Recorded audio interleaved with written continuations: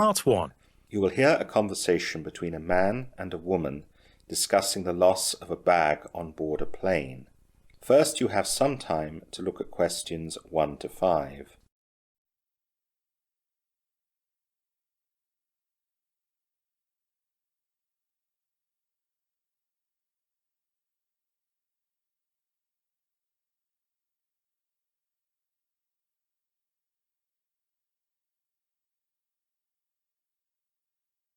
Listen carefully to the conversation and answer questions 1 to 5.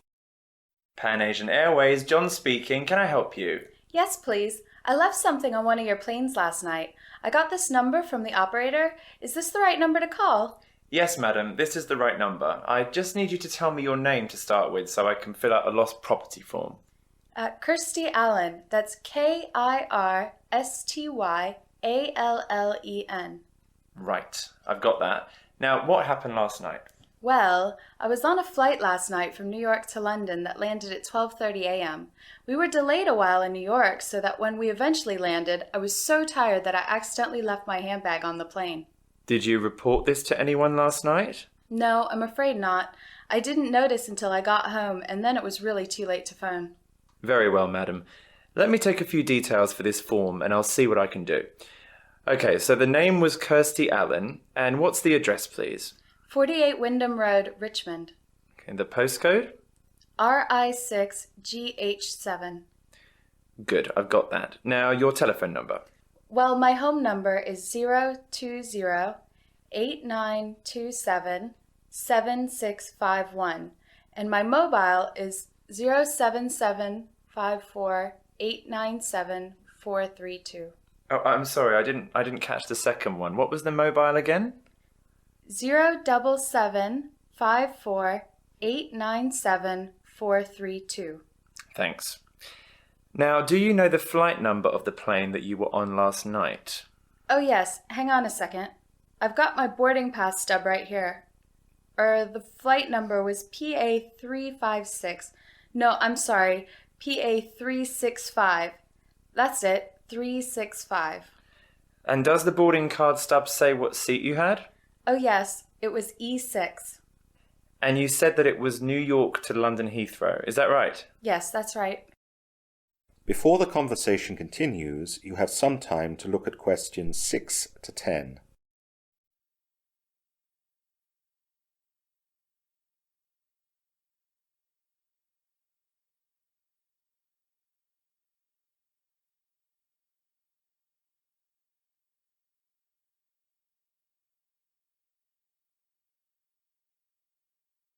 Now listen carefully and answer questions 6 to 10. Okay then. Now, I have to take some details about the bag that you lost. It was a handbag, yes? That's right. Can you describe it to me? Well, I guess it looks just like any regular handbag. It's very dark red with black handles, and the catch on the top is gold-colored. Does it have any distinguishing marks? Not really. It's quite new, you see, so I haven't scratched it or anything. It's got a brand name, but that's just inside the bag when you open it, under the catch. Okay. Now, can you tell me what was inside the bag? Quite a few things, actually. Not my passport, of course, or I would never have got out of this airport. My purse is inside, and that's got about $200 and about 70 pounds cash. There's also my credit card and some membership cards. Good. I'll just write that down. Anything else in the bag? A small paperback that I was reading, some makeup, my work keys, not my house keys, thank God, and a couple of pens. Have you informed the police about the loss of the card? Yes, and I've also canceled the card with the credit card company. Right. Now, what I'll do is to contact the lost property, which is where your bag would have gone if it was found. I'll give you a call back within an hour and tell you what the situation is. If you haven't had a call within an hour and a half, call back this number and ask for me. My name is John. Okay? Yes, that's great, John. I'll speak to you later. Goodbye. Goodbye. That is the end of Part 1. You will now have half a minute to check your answers.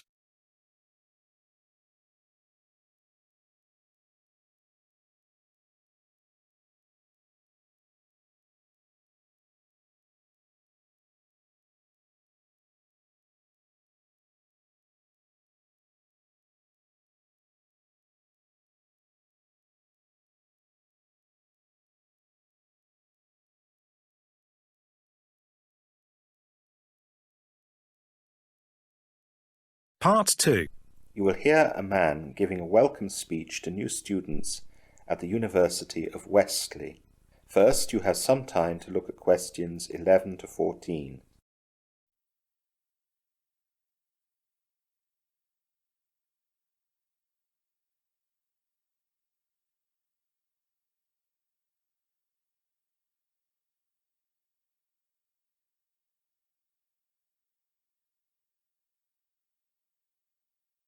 Now listen carefully to the welcome speech and answer questions 11 to 14. Hello and good afternoon. My name is John Walker and I'd like to welcome you new students to the University of Wesley. What I'm going to do today is just explain to you about some of the facilities that you will find here on our main campus and where you will find them.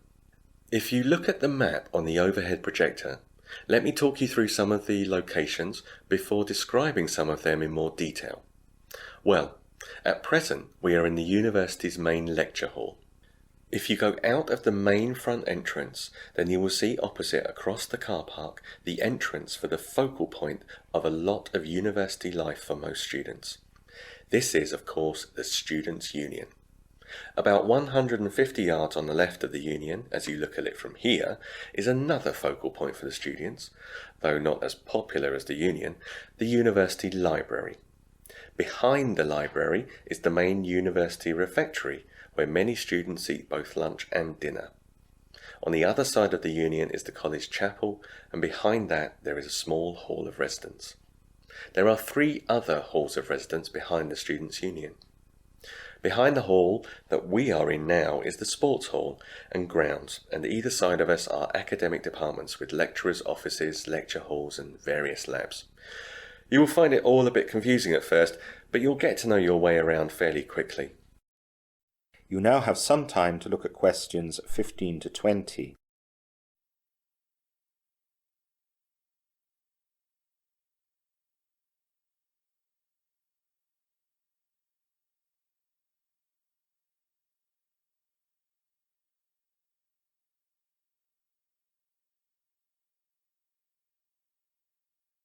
Now listen to the rest of the welcome speech and answer questions 15 to 20.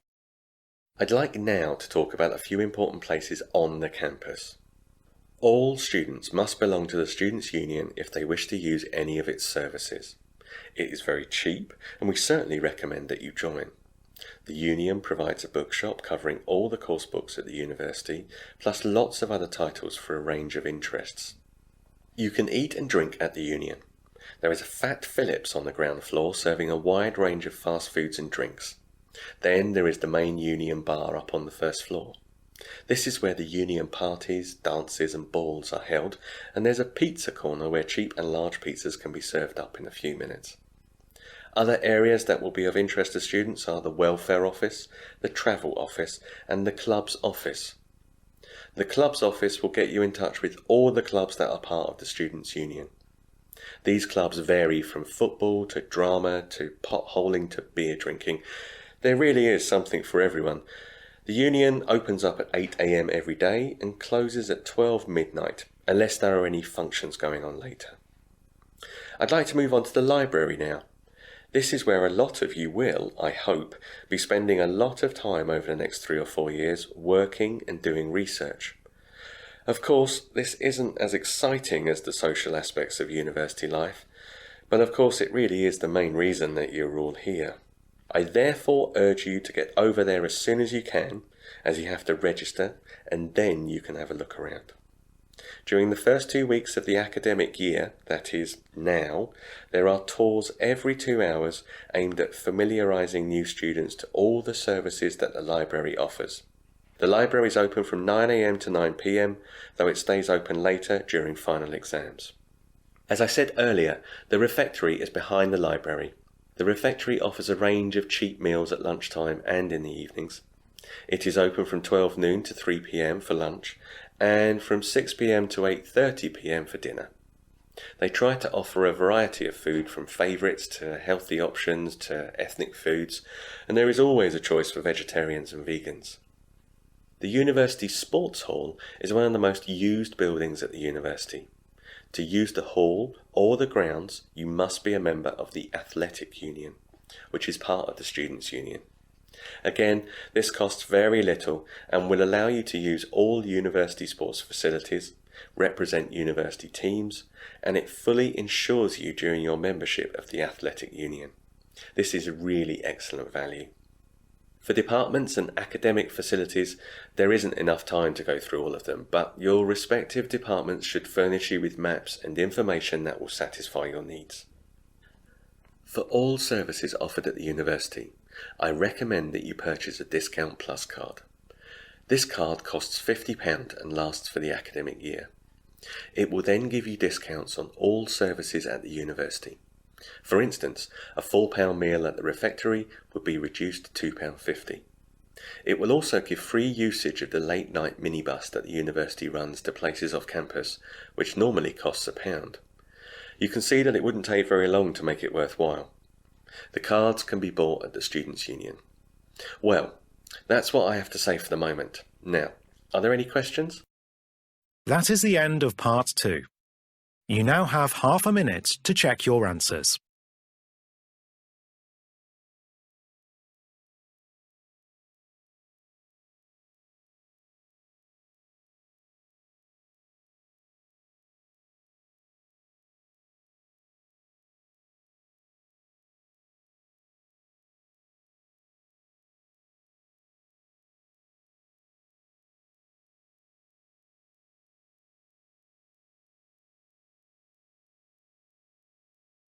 Part 3. You will hear two students discussing the new term at their university. First, you have some time to look at questions 21 to 25.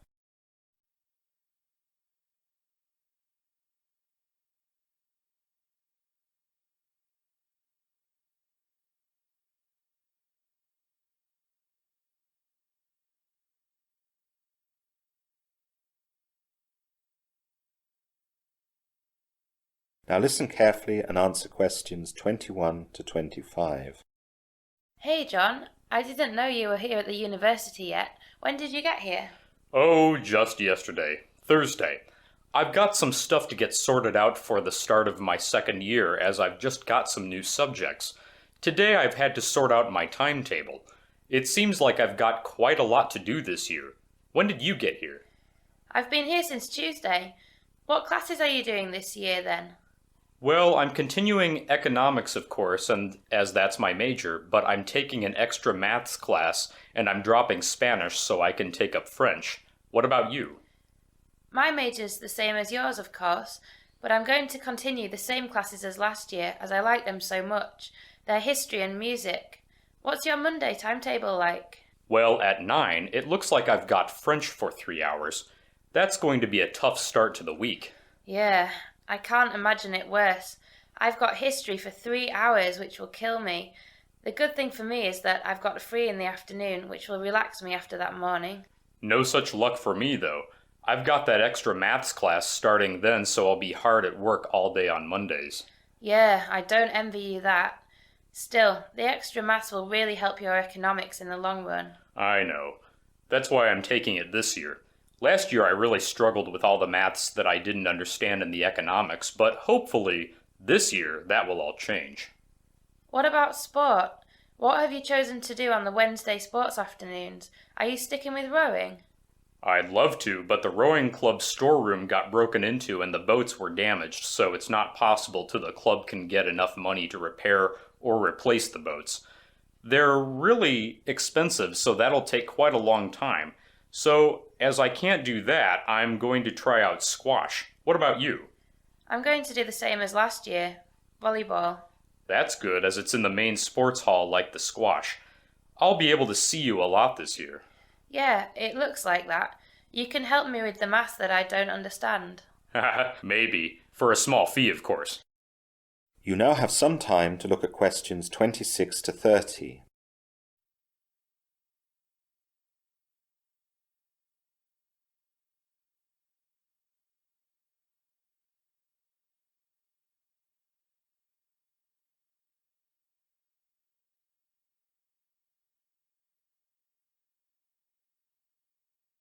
Now listen to the rest of the discussion and answer questions 26 to 30. I know it's early, but do you know anything about the first assignment that we have to do? Yes, it's already up on the economics faculty notice board. There's a choice of essays up there. I think there are about 10 you can choose from. I can't remember any of the titles, though, apart from the one that I think I'm going to write about. What's that one then? It's about the short-term future of third-world economies. Oh, I don't like the sound of that. It seems very wide-ranging.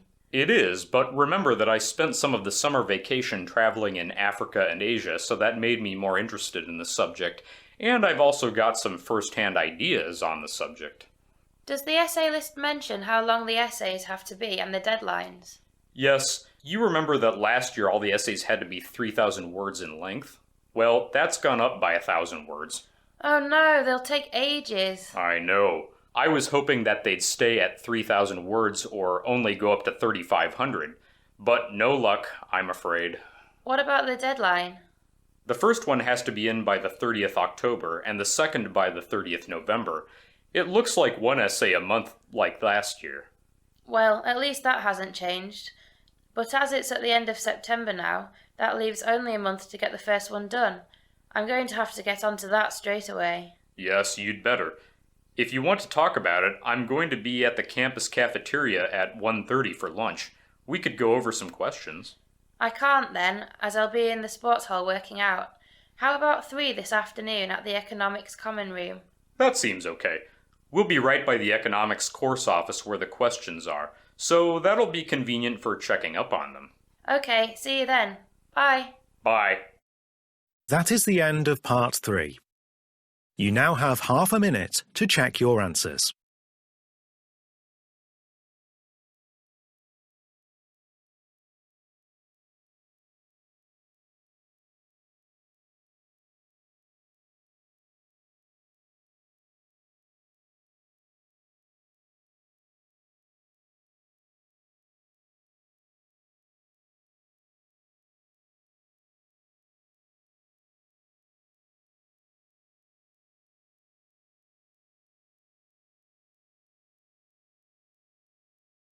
Part 4.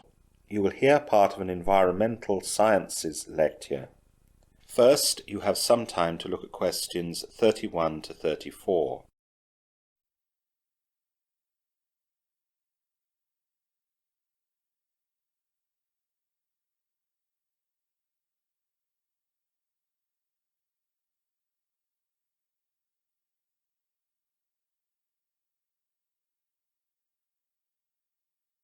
Now listen carefully and answer questions 31 to 34. Good morning, everyone. My name is Professor Wilson, and I'm lecturing you today as part of your Environmental Sciences course. Part of this course is concerned with pollution issues in our world today, and part of this lecture will look at some of the ways that the oil industry has developed to deal with oil spills around the world. Oil tankers are the largest ships to sail in the ocean. For countries such as Japan that have no oil deposits of their own, tankers are the only way that the oil needed to power their economies can be moved. They are designed to hold millions of barrels of crude or refined oil in reasonable safety and without damage to the environment. When oil is released from these ships, the oil spreads out over the surface of the water in a large slick. These oil slicks can cover hundreds of miles, and they cause huge environmental damage. Oil is released for varying reasons. Accidents while loading and unloading and deliberate spills account for many slicks today, but it is ships hitting other ships or rocks which is the major cause of slicks. Because oil slicks are so damaging to the environment, numerous ways of containing them and cleaning them up have been developed.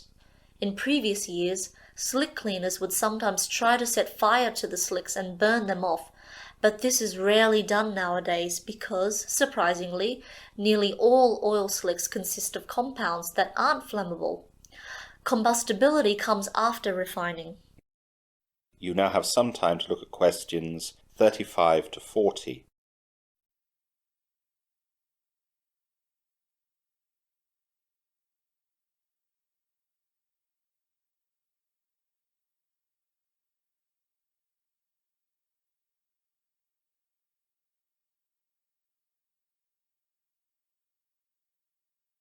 Now listen to the rest of the lecture and answer questions 35 to 40. The 4 ways of cleaning up oil spills that we'll look today are as follows: the containment boom, chemical detergents, the sponge, bacteria. The containment boom is the most common method of cleaning up after an oil spill. Barriers are erected in the water and the oil is then sucked up. Basically, a containment boom is just a large float that surrounds and contains the slick. This method is cheap and straightforward. However, it only functions in very calm seas. Another method to clean slicks is to spray detergent solution from airplanes or boats directly onto the spill. Depending on the detergent, 2 things can happen.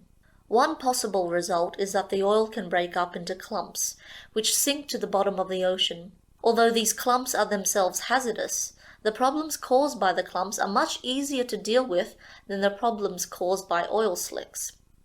The other possibility is that the oil then breaks down into tiny droplets, which are soon spread and become harmless.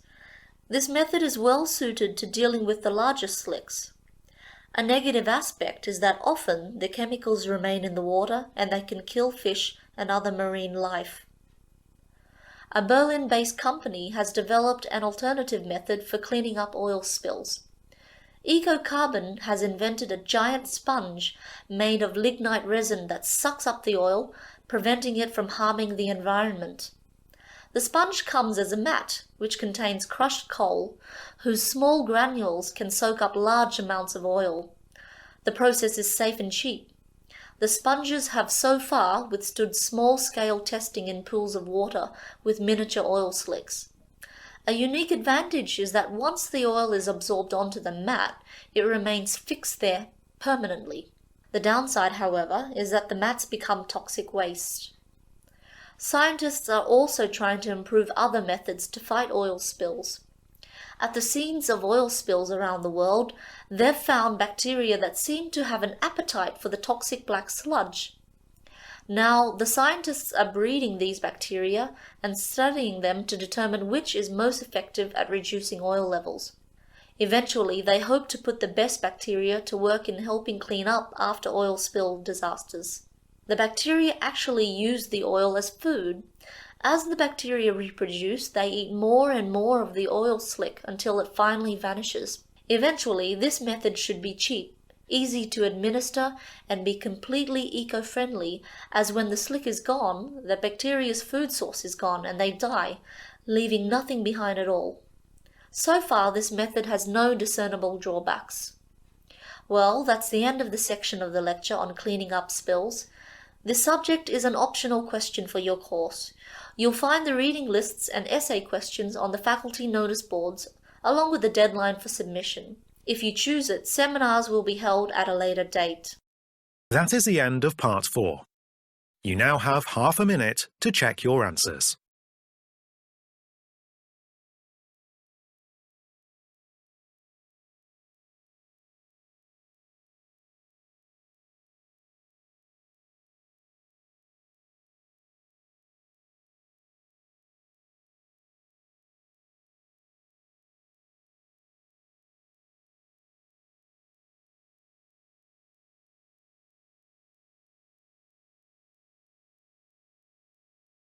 That is the end of the listening test. You now have 10 minutes to transfer your answers to the listening answer sheet.